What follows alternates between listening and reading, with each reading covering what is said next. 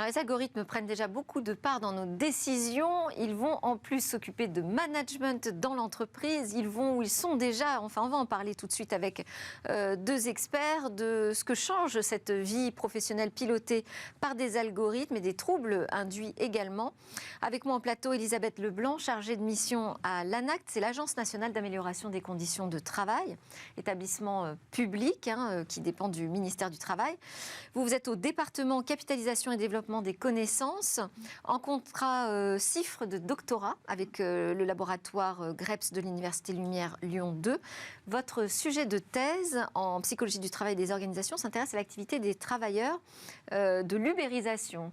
Ces livreurs de marchandises que l'on connaît très bien. Avec vous, pour discuter du sujet du management par les algorithmes, Benoît Rothenbourg, qu'on a déjà reçu en plateau dans Smartech plusieurs fois. Bonjour.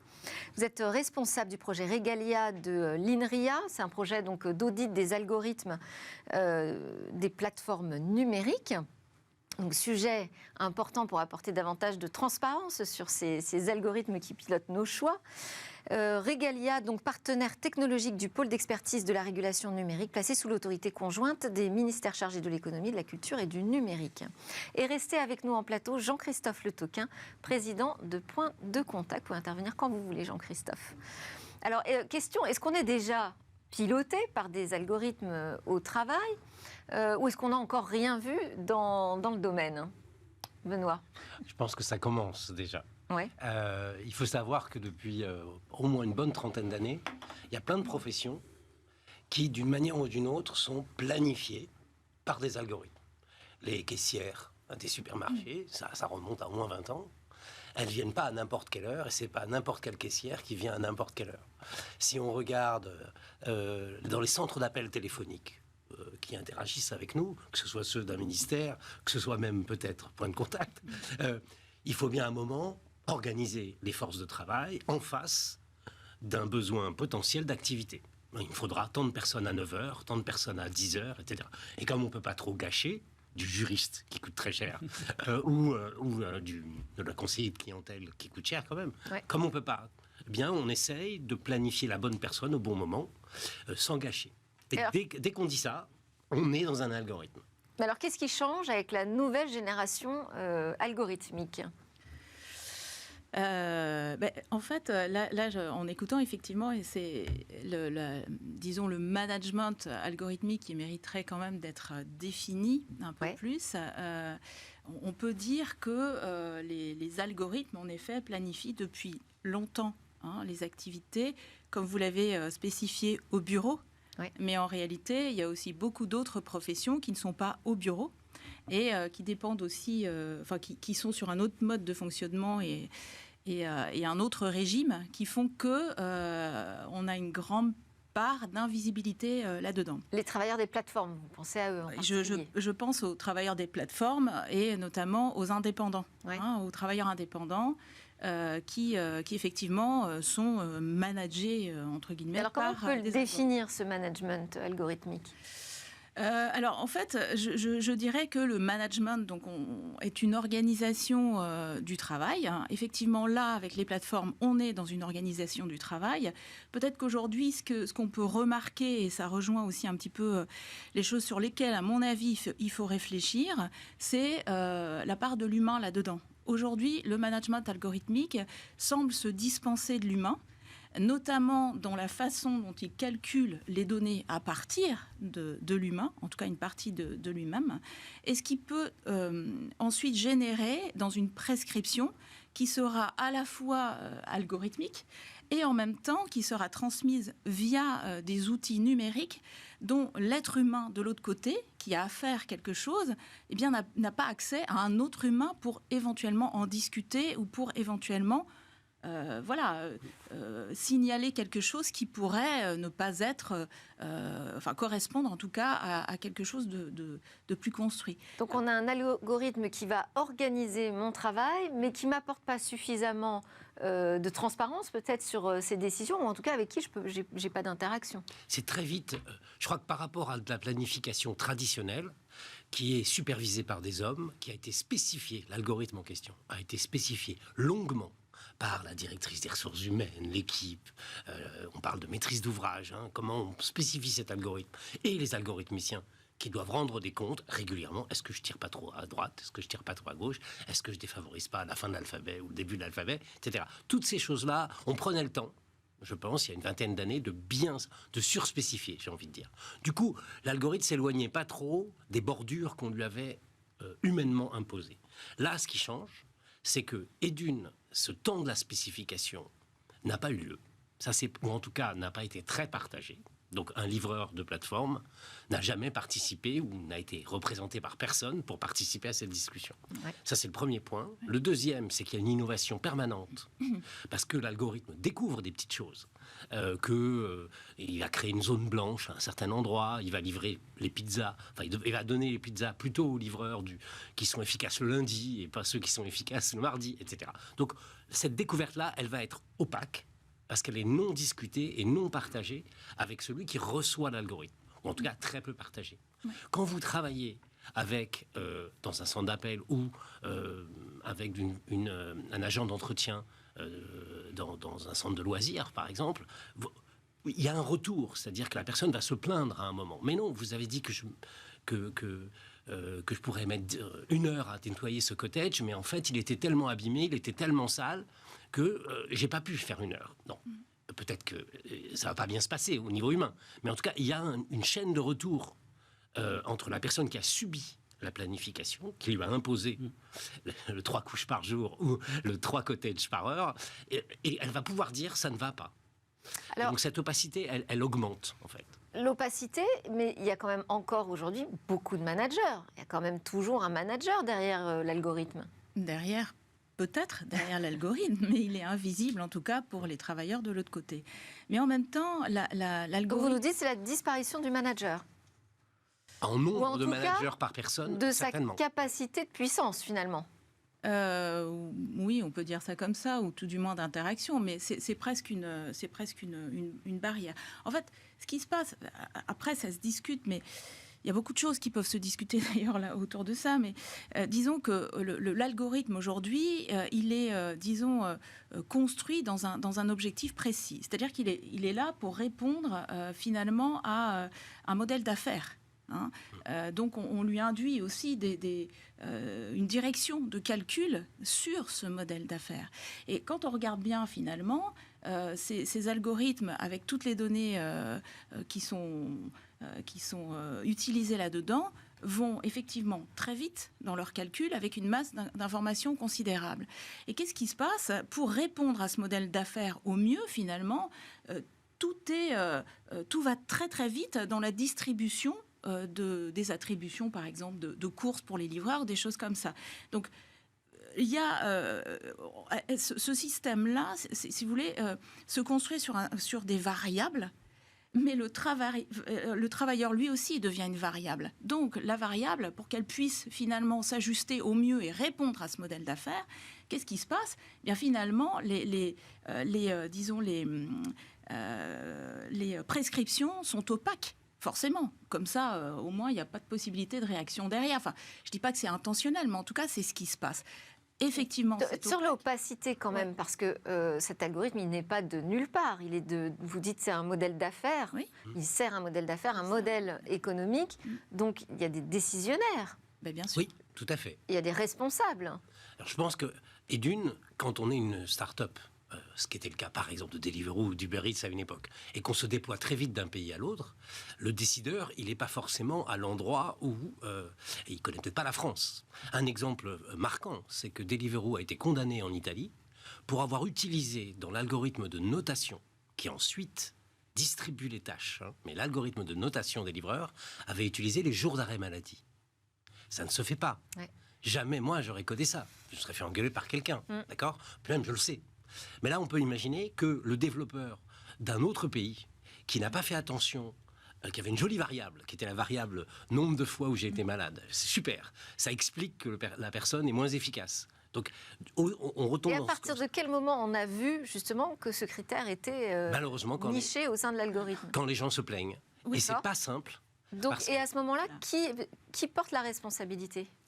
Ben là, c'est en l'occurrence un syndicat qui a fait le procès Ouais. à Deliveroo, un syndicat qui doit être l'équivalent, un syndicat des travailleurs dans le transport.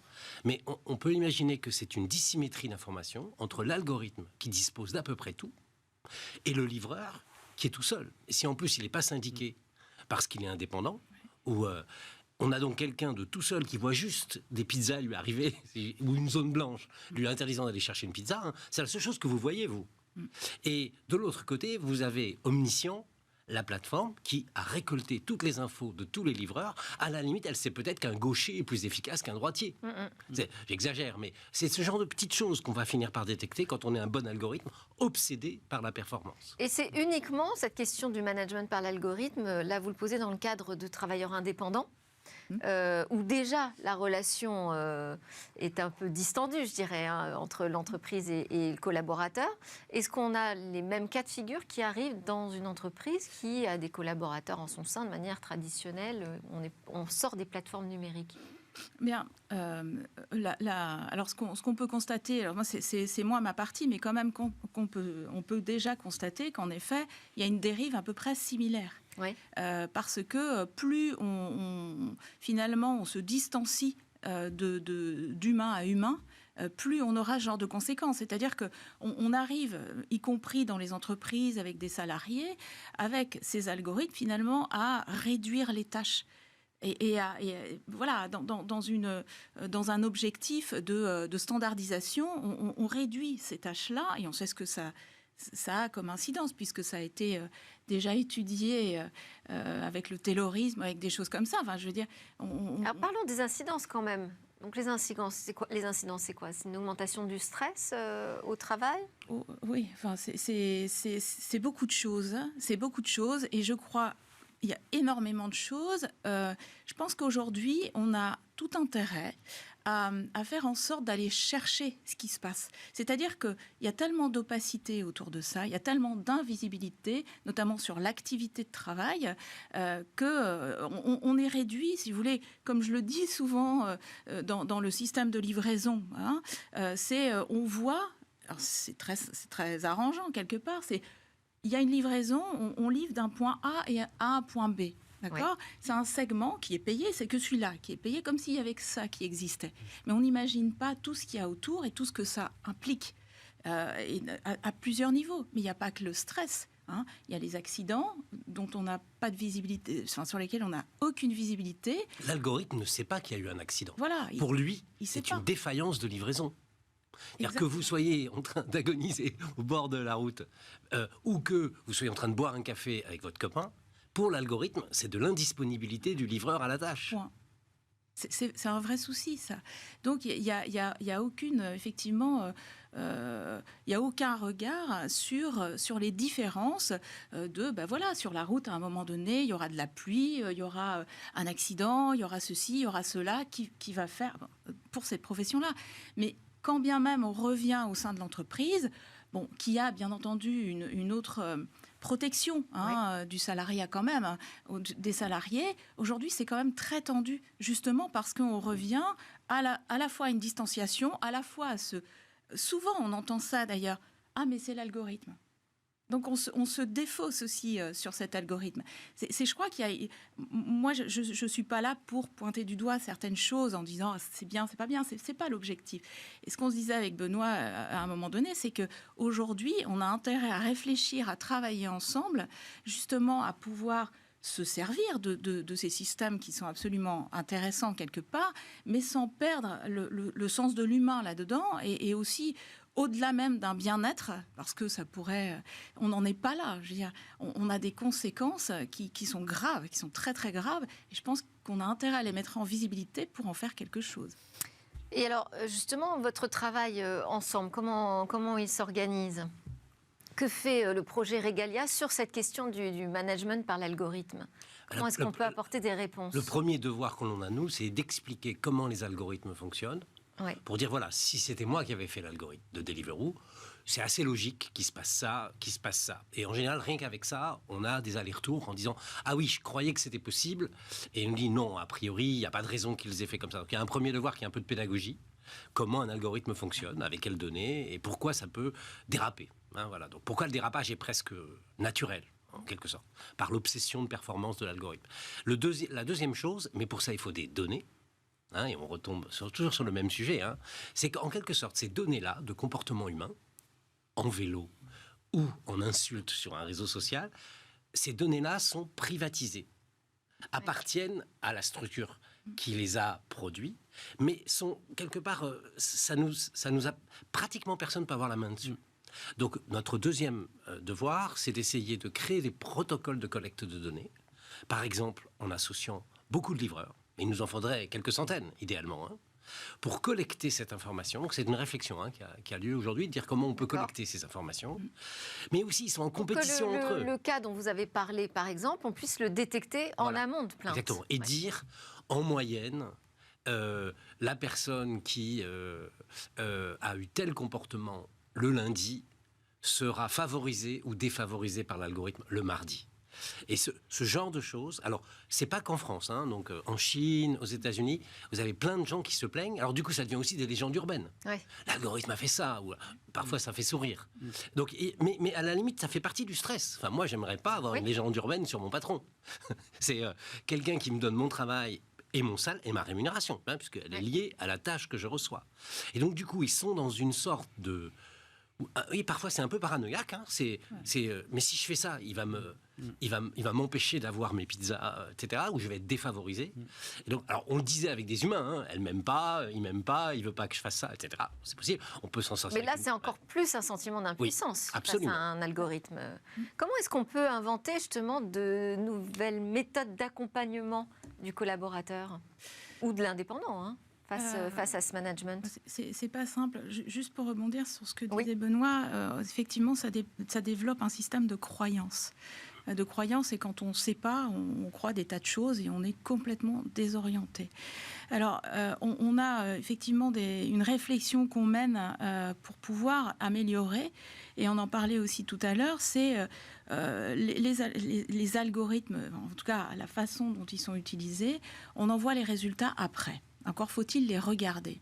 C'est toujours pareil, et c'est l'être humain, ou le travailleur en tout cas, qui en subit les conséquences, et puis ensuite on dit « Ah bah tiens, c'était ça ». Alors bien évidemment, ce serait intéressant, et c'est un petit peu ce qui se passe aussi dans la prévention, dans la pédagogie, et ce genre de choses qui peuvent être mises en place en amont, et des réflexions. On a un autre problème, c'est l'opacité qui est nécessaire dans ce système-là pour répondre à ce modèle d'affaires. Donc réfléchir aussi sur finalement le modèle d'affaires qui pourrait peut-être ne pas être tout puissant de cette façon-là, et cette opacité. Il y a aussi la rapidité, le changement permanent qui est complètement désorientant et qui crée aussi une opacité, parce que quand ça change tout le temps, on ne sait pas sur quoi on va tomber, donc on ne sait pas.